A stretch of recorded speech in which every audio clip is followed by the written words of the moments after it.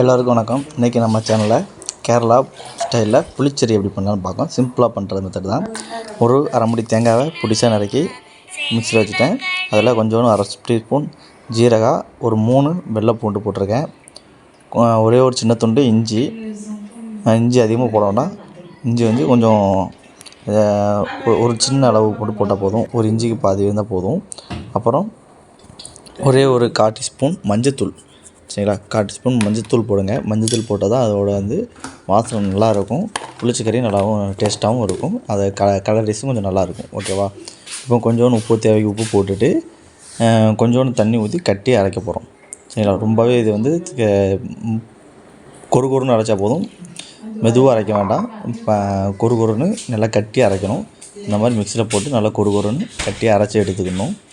எடுத்த பிறகு இந்த பாருங்கள், இந்த மாதிரி தான் இருக்கணும். கொருன்னு இருக்கணும். நம்ம தேங்காய் ஒரு சட்னி கரைப்போம், அந்த மாதிரி கொருன்னு இருக்கணும்.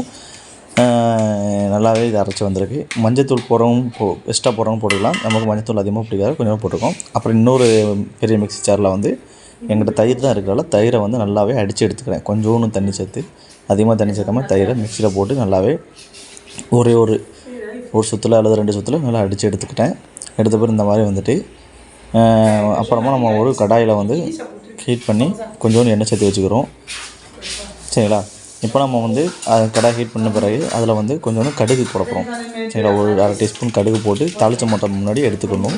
கடுகு போட்டு நல்லா எடுத்துக்கிட்டு நல்லா கடுகு பொரிஞ்சு வந்த பிறகு அதில் ஒரு அரை டீஸ்பூன் நல்லாவே வெந்தயம் போடுறோம். சரிங்களா, அரை டீஸ்பூன் வெந்தயம் போட்டு நல்லா கிளறி விடணும்.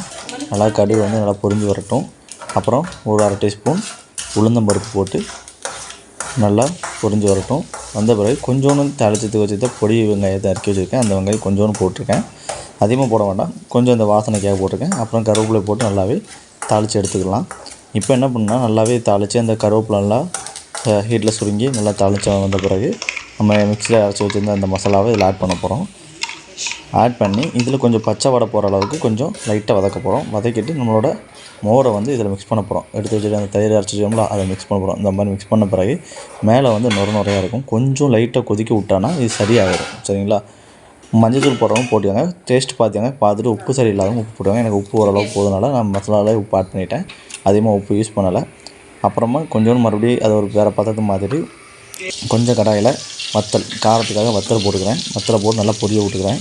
நல்லா பொரிய விட்டுட்டு நல்லா வதக்கி எடுத்துக்கிட்டு அதை அப்படியே ஒரு 2 கருவேப்பிலை மணத்துக்கு போட்டுட்டு அப்படியே நம்ம மிக்ஸ் பண்ணி வச்சுருக்கோம்ல அந்த இதில் சேர்த்தாச்சு. அருமையான புளிச்செடி ரெடி. இது சிம்பிளாக வீட்டிலே பண்ணி பார்க்கலாம். செம்ம டேஸ்ட்டாக இருக்கும். இதை ஒரு 4லேருந்து 5 நாள் வரைக்கும் ஃப்ரிட்ஜில் வச்சு சாப்பிட்லாம். கெட்டு போகாது. செம்ம டேஸ்ட்டில் இருக்குது.